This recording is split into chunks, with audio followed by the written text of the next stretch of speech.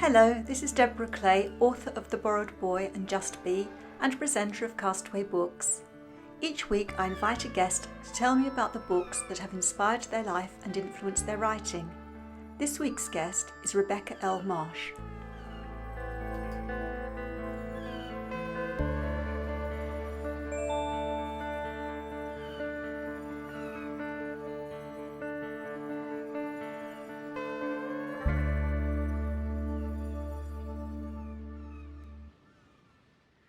Hello, I'm delighted to welcome Rebecca L Marsh to Castaway Books today.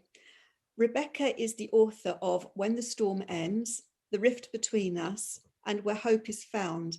And I'm particularly looking forward to talking to Rebecca because, like me, she writes women's fiction, which we both agree we prefer to call relationship drama. And like me, Rebecca likes writing about the emotional journeys and emotional courage. And I think we're in for a very interesting chat. So welcome, Rebecca. Thank you. I'm glad to be here. And I have to point out that you are there from Georgia in USA, and I'm here in England in Essex, which is just near London. Always interesting to talk to somebody so far away.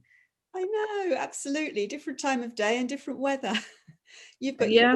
We don't need a fan here. It's a bit of sunshine outside, but we certainly don't need a fan. Is it hot there? Yeah. Yeah. Well, it's actually going to be cooler today. They're only calling for a high of 80, so that's, not too bad. Only energy. That's very hot by our standards. We get closer to 100 this time of year sometimes. So. Do you like the heat? Not that kind of heat, but I don't really like the cold either. So, we have nicer winters here. Excellent. It's a trade-off. You like our summers? I probably would, I guess. I don't mind the warm, it being warm. It's the humidity that really is bad. So I know what you mean. Okay, so shall we go straight into your first book? Yeah, sure. Okay, my first book was Summer of My German Soldier by Betty Green. And that's one that I read when I was very young as a school assignment. And that one, for me, had an impact because it got into those emotional things. It was really the first book I remember that made me feel connected to the characters in a way that I, you know how it is when you read a book and you care about the characters. And it was the first time I really experienced that. Absolutely. So tell us a little bit what the book's about, because all of your book choices, I thought I want to read all of them. So just tell us briefly what the story's about. All right. So it's about a young Jewish girl growing up in America. Don't remember exactly where, but she lives near, it's in World War II time frame, and where she lives, they have a POW camp nearby for German prisoners of war. And a young German man escapes, and somehow or another she comes into contact with him. I can't remember how that happens, but she ends up hiding him. And I think it's like a treehouse that she hides him in. And just develops a relationship with him. And she has a very difficult childhood with her. Her father is abusive. Her mother prefers her sister.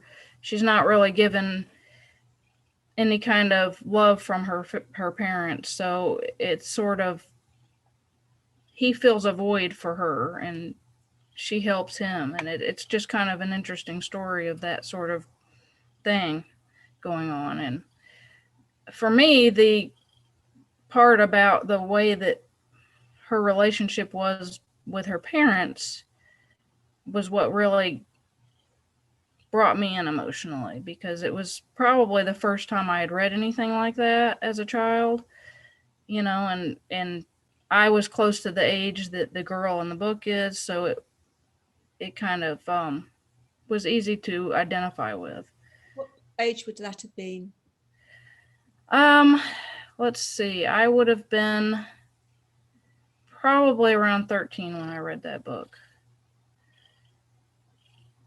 And did you have siblings? Were you living with both parents? Yes, and actually I didn't identify with what she was going through with her parents, just the idea of someone my age going through something that difficult resonated with me because I was around the age. But no, I had a very stable family life, so I couldn't identify with that portion. But it was the first time a book just really had that tear your heart out, impression on me. Yeah. It's really good writing, so for the reader to get the empathy with the character. Yes. It's something to master as a writer. Indeed. So at that time, with the German soldier, it was also looking, wasn't it, about the Vietnamese girl and the American girl, and there was something about cultures in there. You were telling me as well. Okay, yeah, that would be the next book on my list. I'm jumping ahead. Let's go on to the next book, and you can tell me. Okay. Well, the next book is called The Bride Price. I'm not sure if I know how to pronounce the author's name. It's a African name. I'd like to be able to pronounce it, but I'm pretty sure I'll get it wrong. Well, this is why I always ask my guests to introduce the books. It takes the pressure off me. I'm no fool. It's spelled. Yeah, I could see your point. Like Bucci Emecha? I don't know. I'm sure I'm getting that wrong. It's spelled Emecheta, and all the links to the books will be on my website. That's good, because I don't think I know how to pronounce it. But I read that one in college, also an assigned reading. But for me, that one was just an eye-opener of other cultures and what life is like in other places. I don't think when you're young you realize how different it can be from one place to another. And it's about another young girl in this case. She was a little bit older, I think. And her mother goes away on a trip, and she's left with her father and brother, and it describes how she has to go and cook at an outdoor kitchen and everything while her mother's gone. And then before her mother comes back, her father dies. I think he has a heart attack or something like that. And when her mother comes back, she ends up taking the family to go live with their uncle, who is the father's brother. And I guess in that particular, I don't know if this is true in all of African culture, but in that particular area, the tradition was that if the husband dies, then his brother will marry the wife. And so he did, but he had a whole bunch of other wives as well. And it was just very interesting to hear the differences in how they lived and what she had to deal with day to day. And just the way that a young girl had so much pressure laid on her for how other people treated her. Like, it talked about her having to avoid rape gangs, and how if she were unable to avoid them, she would be the one blamed for what resulted. And it was just really eye-opening to see the difference in cultures in that book. Quite a harrowing read for a young woman. How old would you have been at the time? Probably about 19. Old enough to cope with that, but yeah, difficult reading. Mm-hmm. In the States is such a huge country. Because when I think about the sort of how you could fit Europe or England into a small part of one of the states, I know when I've travelled around the States and people say, "Where are you from?" they often mean, "Which state are you from?" Because you can travel a lot and really not leave your country, can't you? Oh, for sure. There's a lot of this country I've never seen. Yeah. So where had you travelled by that age? Had you lived in more than one state or travelled across states or different countries? Well, I was born in New York, but my family left, not the city, the state. My family left that area when I was 2.5. and moved to North Carolina, which is where I grew up.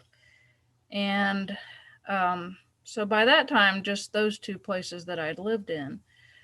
Um, I had visited other states, but only on the East Coast. So I'd never left the East Coast. From one state to another in America can be so completely different, can't it? It can. It can. Especially I would imagine if I were to go out west for a while, I would see some for sure differences. Have you traveled much since then as you've got older? Have you been... Well, some. I've been out to California to visit my husband's brother that lives out there. I have been through Texas, but only in the airport, so I don't know that counts. But I've been to Guatemala, where my daughter is from, because we adopted my daughter and we had to go and travel there. So I've been to Guatemala for almost a week. I have been on a cruise that took me out of the country to a few places, but you only see such a small portion of things when you go on those, and largely only the ports where they are touristy, so you don't see a whole lot of what's really there. I've been to some of the other states, mostly still on the East Coast, though. Fascinating. I'm amazed by this about the adoption of your daughter. Should we talk about it now rather than wait to that part of your life? It's too tantalizing to ignore that, dropping that in. Tell us a little about that. Oh gosh, I'm not sure where to start. How old is she now? She's 18. So she just graduated high school. So, how old was she when you adopted her? She was 8 months. That must have been some incredible journey for you. Not literally, I mean the emotional journey. Oh, yeah. Coming, it must have been huge to go through that process. It definitely was. Yeah, we went through the infertility process, and things did not play out there. And when we looked into adoption, we were attracted to international adoption largely because in the U.S., I don't know how it is in England, but in the U.S., the laws tend to favor the biological parent. So there's just so many incidences where adoptive parents, get attached to a child and then it's taken from them. So we didn't want to go down that road when you're already so emotionally wrung out. That's just... Then we thought we were going to adopt within the United States simply because it was the more affordable option, but some things went in different directions, and it just ended up working out that we were able to do it the international version. And we ended up quite a journey of changing countries before we wound up where we did, and very happily were able to bring her home when the time came. Wow. But it was a long journey, and we, even when we got to the point where we were given a referral, which is when they send you information about the specific child, we still ended up waiting months because this whole political thing happened over there that slowed everything down. So what should have taken 3 to 4 months ended up taking 8. And, but we were very excited when we finally got to go over there and bring her home. I bet you couldn't really believe it when it was all over and you had her, having waited. It had been a long time, so it was, quite a journey. And now she's just about to graduated, has she? Well, yes, she just graduated in May, and working on the next phase of her life. So exciting! You must feel very proud. I am. So you were reading that, you would say you were about 19 then. Were you at college yourself? I was, yes. That was an assignment from one of my humanities classes in college. Interesting. Okay, so should we go on to your third book? Sure. So the third book is Suzanne's Diary for Nicholas by James Patterson, which um, that one really had an effect on me, I think, because it was the first time I had read a romance that wasn't your typical romance. I think, well, romances are popular with certain crowds, but for me, it was something that I read when I was younger.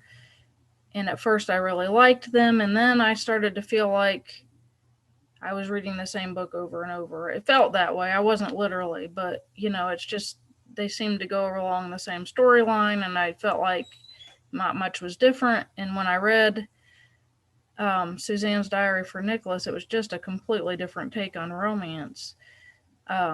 More of a bittersweet romance, and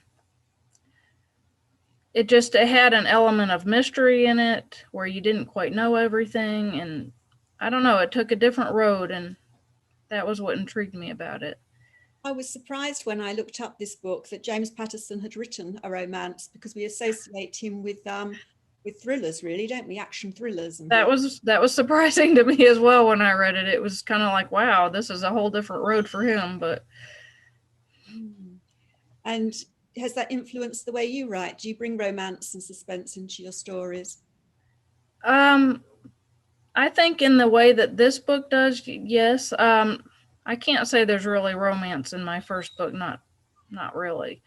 Um, in the second two, there is an element of romance. It's definitely not the main story, but there's some in there.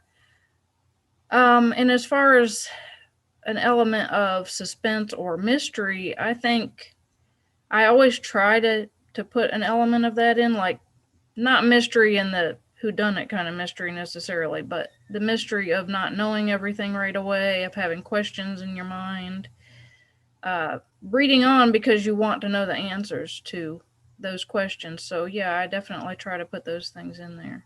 And James Patterson is the master of that, isn't he? At the end of every chapter, having something to make you want to read the next chapter. That does happen. Absolutely. So, how old were you then when you were reading that? What was going on in your life? Um, I would have been in my 20s, probably early to mid 20s. I don't remember exactly. Um, and I was working in a daycare at the time, so I can't think of anything really that impressive about what was going on in my life at the time. Just that this book had a different kind of romance that made me see romance and stories in a different way. And at that time, had you considered one day you might be an author? Was that an aspiration at that time? Yeah, actually, I had probably at that time I wasn't sure it really would happen, but um, the aspiration, I mean, I started writing when I was 12, and all through middle school and high school, that's what I was, wanted to do. Mm. And you were working with children at that time. But where were you in your life? Had you got your partner by then? Were you on your own? Yeah, I was married. That would have been early in my marriage. And did you carry on working with children, or was that just a phase you went through? I did until we brought our daughter home, and then I quit to stay home with her. Mm. Okay. Okay. So should we go on to your fourth book? Yeah. So my fourth book is a book called Beyond the Blue by Leslie Gould. Um, I read this book around 5 years ago, and this one had an impact on me because it's an adoption story, and since I have, I'm an adoptive parent, I've been down that road. But this book was interesting to me because it took a two-sided approach, where it told you the story of the adoptive mom, but it also told you the story of the birth mother as well. So you saw it from both angles, and it was very interesting to read that way because you anybody who's ever come into, you know, had adoption as a part of their life, whichever part it might be, you're going to eventually realize that there are a lot of emotions associated with it, and the emotions on different sides of the coin from all, whether you're the adopted parent, the birth parent, or the adopted child, or just somebody in your life is adopted, the emotions can sometimes be conflicting, um, of how each party feels in those situations, but there can be very deep and raw emotions that don't always come together or make sense. And I felt like this book sort of showed more than one angle on that. Mm, mm. It is interesting. Did you, when you adopted your daughter, were you given any information about her birth mother or her situation? Was it kept from you?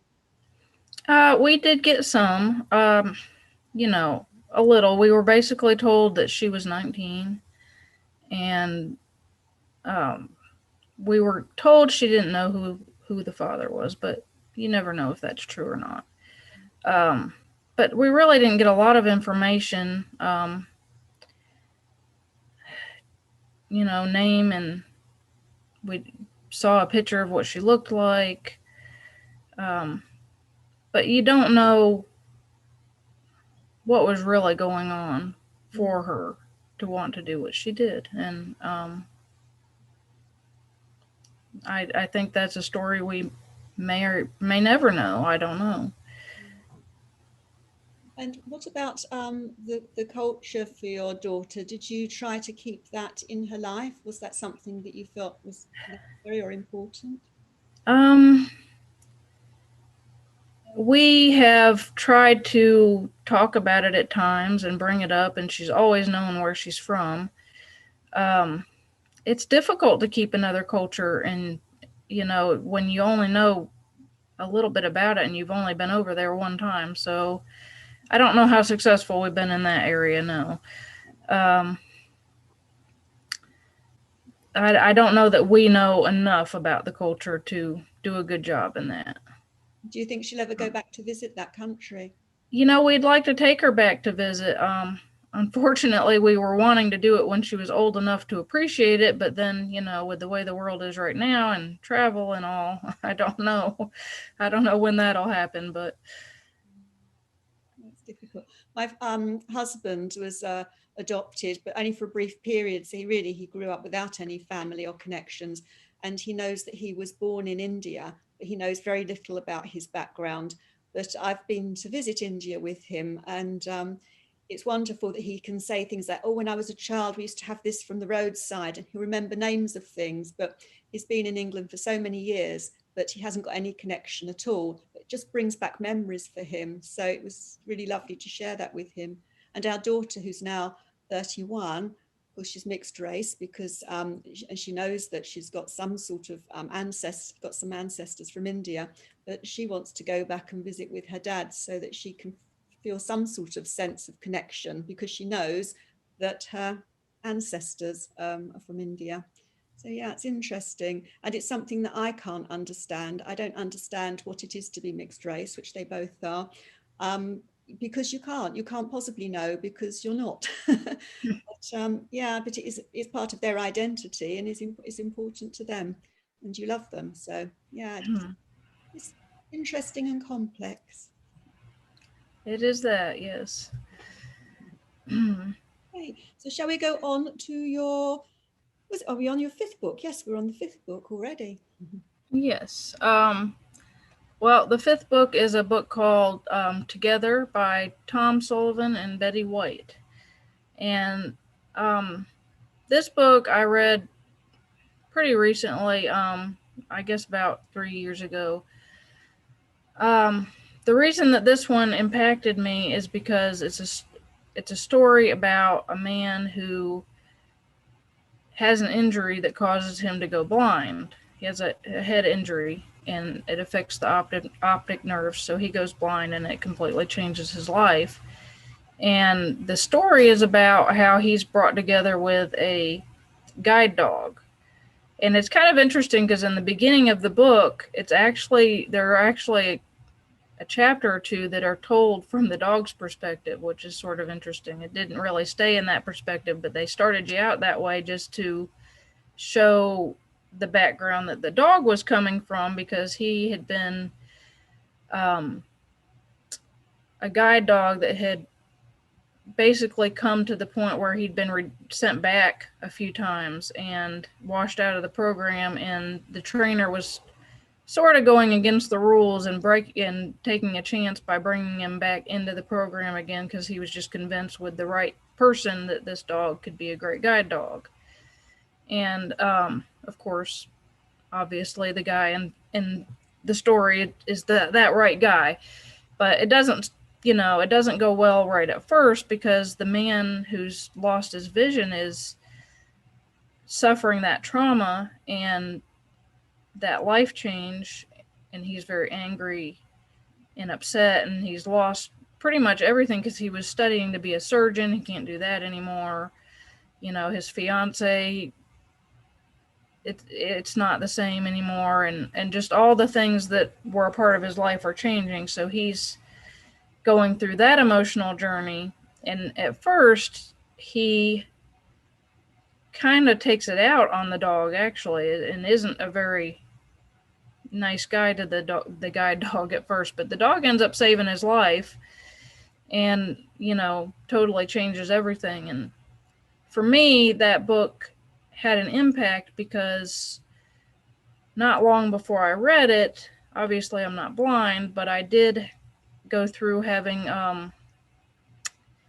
blood clots on my left retina, which has left me with a blind spot right in the center of my left eye, so I only have peripheral vision in that eye.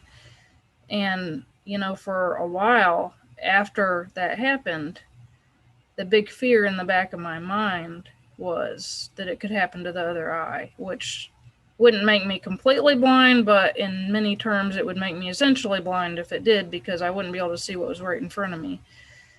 And I kind of, I certainly didn't have to go through the adjustment that the man in this book did. I could relate to it because there was still an adjustment that it took, and is still a change in the way that my vision is now. It's not like it used to be, and so I had to adjust to that. And so I think that resonated with me because he was going through that kind of an adjustment. Much bigger, but still. I should think that was very hard to cope with, because there is a real sense of loss, and fear. I can see that. And have you been reassured now that it won't happen with the other eye? Well, I don't know if I can ever know that for sure, but I guess as time has passed by and it hasn't happened yet, I worry about it less. I still see my retina doctor. Well, I'm at yearly now, so I don't have to see him so often anymore, but and I have to take my little aspirin every day to try and keep that from happening. But I mean, it's not like it's predictable, so Makes you grateful for what you have when you've got it, doesn't it? Because life can change very quickly and easily.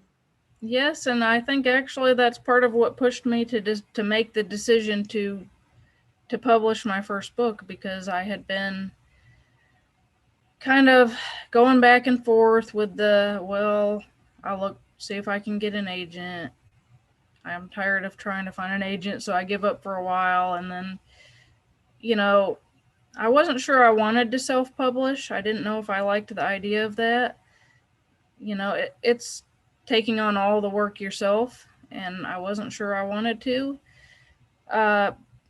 Right before the blood clots happened, I discovered that there was a writers guild in my area, and I didn't get to a meeting until well after it happened, because stuff just kept getting in the way. And then when the problem with my eye happened, I just wasn't interested at that time.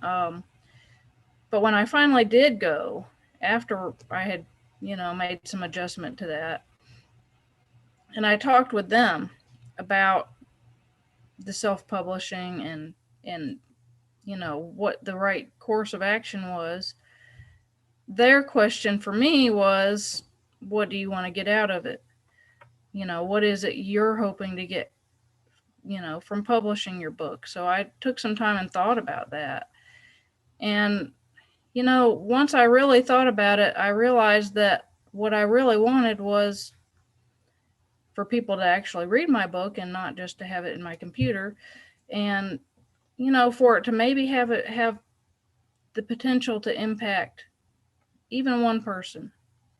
And so I decided that if that was my goal, that probably I should go ahead and move forward. And so I did. And actually, it's very interesting because my first book, the ebook, published on the exact 1 year anniversary of the day that I lost part of my vision. That's a wonderful story. And the first book you published was which one? When the Storm Ends, or Where Hope Is Yeah, Found? When the Storm Ends, yes. So how long ago was that published? Let's see. I think that was about 3.5 years. Yeah, I think so. So you don't have no regrets on the decision to self-publish? No, I mean, obviously it is difficult, and I'm not the marketer I'd like to be, but but I mean, it's been worth it. Yes, I think so. It's nice to have my books read by people and to get to hear back, to know that people enjoyed the story. So yeah, I think it's definitely worth it. I think so. And that's what writers want. And nobody is a writer expecting to make a lot of money. We write because we want our voice to be heard. So I'm absolutely with you on that. You can spend so many years trying to get published traditionally, and life is short. That's right. That's excellent. So the last book that came out is which one? Where Hope Is Found. And when did that come out? That came out not last month, but July before. Okay. And is this the book that's about the child psychologist? No, that was the first one, When the Storm Ends. Okay. Tell us a little bit about one of your books. Um, all right. Well, you asked about the psychologist, so I'll just start with that one. When the Storm Ends is a story about a child psychologist who had a troubled past, a troubled childhood, and she thinks that she's moved past that. She's got a good life now. She's got a good career. She's married. Everything seems okay. And then she starts having nightmares again from her childhood, and she thinks that maybe it's because of a young girl that she's working with who is about to go on trial for the murder of her father. Um, so Erin, that's the young girl who's going on trial, has killed her father, and there's no doubt that she did it, but the question is, why did she do it? And she's not talking. And so her lawyer brings Beth, the main character, in to try and open her up and find out why did she do this terrible thing.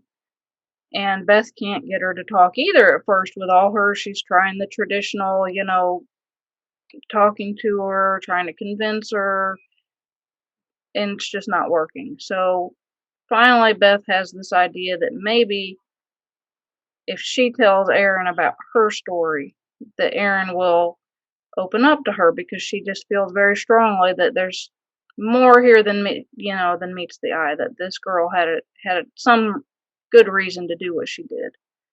So she starts telling her childhood story to Erin, and from there the book goes back and forth between the present day, what's going on in Beth's life, and working with Erin, and her past, the story of her childhood that she's telling.